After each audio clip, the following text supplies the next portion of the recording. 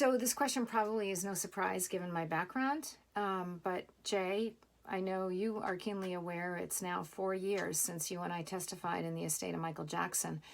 And the tax court has yet to render its decision on how S corporations and pass-through entities should be valued. So I'm curious what you all are doing about pass-through entity valuation in lack of that guidance from the tax court. Still no word when we'll see that, so we're kind of in limbo. We continue to be in limbo as we have been for many years with this issue. So just curious about that. I'm also curious on your thoughts on future leadership of the profession. Many of us old folks are retiring soon, including myself this year. So I'm just wondering what your thoughts are about up and coming leadership. Thanks.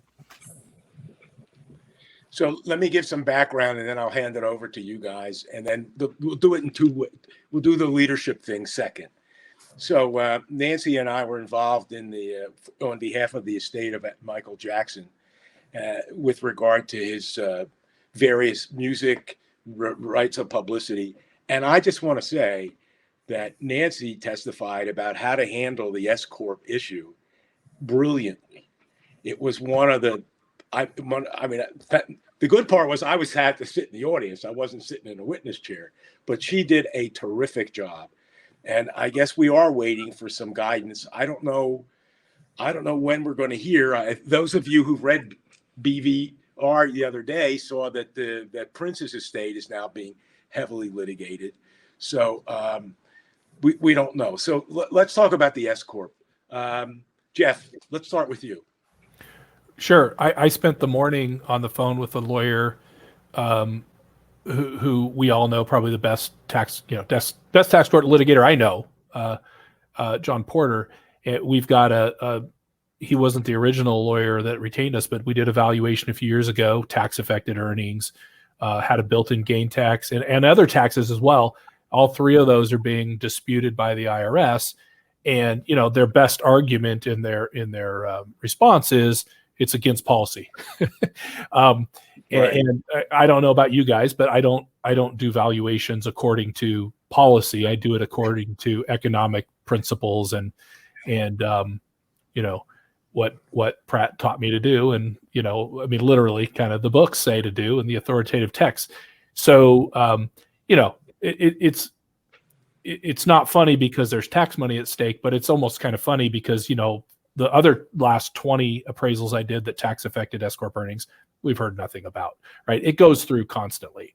I don't honestly feel like any, as Riley would say, any right-thinking person at the IRS truly believes that that's the right economic argument.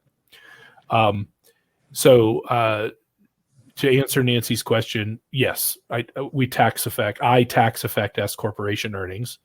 I'm sure you could develop some argument about when a situation like gross. If you heard Michael, I can't remember his name now. Mike Gregory's webinar yesterday, he did for the ASA, just North Cal chapter, but he pointed out how gross was bad facts, right? The company was like a bar. Exactly. Right. Those are weird situations. But in a normal operating S corporation company, that especially if it distributes taxes to its stockholders, I can't conceive of any valid argument. As I've said several times now, it's my go-to today, I guess. I don't know why you wouldn't make that deduction. Well, that's not to say you shouldn't make an S corp adjustment after the fact, but even that's not worth much in today's tax environment. I would ask people. I thought it changed. I mean, there was a time when the service took the position that you don't tax effect as a matter of law. Right. And no less an authority than Judge Laro said to me, and not just to me, those are memo cases. Right. They're decided on their own facts, and they are not law as it applies to the general proposition. I had thought that the IRS was changing its position. Let's get to the content. Ken, what do you do? Go ahead, finish. I don't think the IRS is changing its position, but look at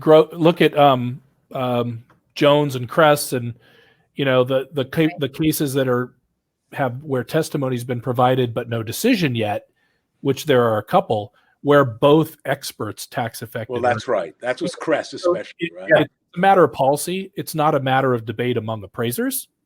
It's just a matter of policy, and eventually, when it's like the ESOPs, when you can't find an expert any longer that'll adopt your policy, I guess your policy will have to change. I All right, think Ken. there's more traction, don't you guys, as a profession, that tax affecting is the right thing to do under most of the right circumstances? It just seems So like you're saying you do tax impact? we do. Mm-hmm. Okay, we do as well, just for argument. But go ahead, Ken.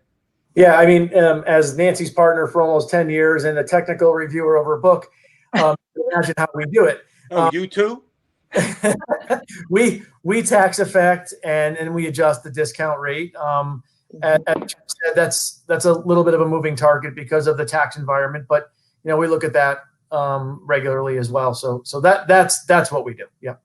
Well, I would also say we spend a lot of time in the report writing about our facts too, and that all comes from just the notion that the gross case and some of those that don't support our position just had terrible facts. So we try to really not embellish, but really include good information in the report on why and all the different factors that make sense.